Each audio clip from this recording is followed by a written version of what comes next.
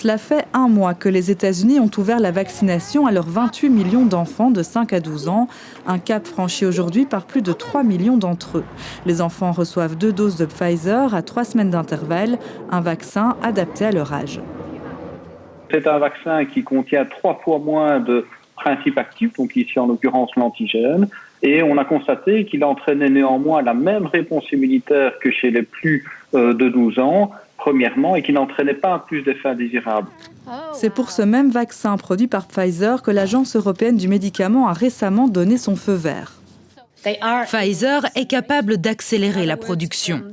Autrement dit, les vaccins pour enfants seront disponibles dès le 13 décembre.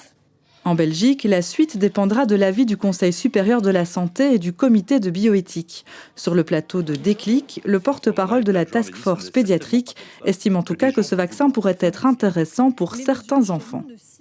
On a des enfants fragiles qu'on veut absolument vacciner avec un vaccin pédiatrique et pas avec le vaccin adulte. Donc ça, c'est une chose importante.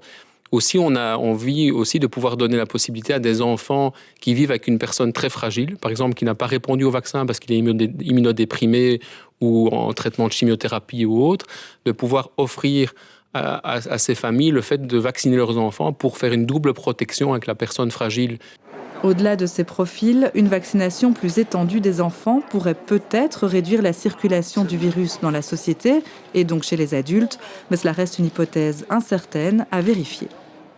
On a des systèmes de modélisation qui vont permettre d'estimer l'impact de la transmission chez les enfants par rapport à la population générale et on s'attend à voir une réduction de la transmission puisqu'on va réduire le risque d'infection, donc celui qui n'est pas infecté ne va pas transmettre. Rappelons que les enfants sont eux-mêmes rarement gravement malades à cause du coronavirus, un élément important et même central pour la réflexion éthique et médicale en cours en Belgique.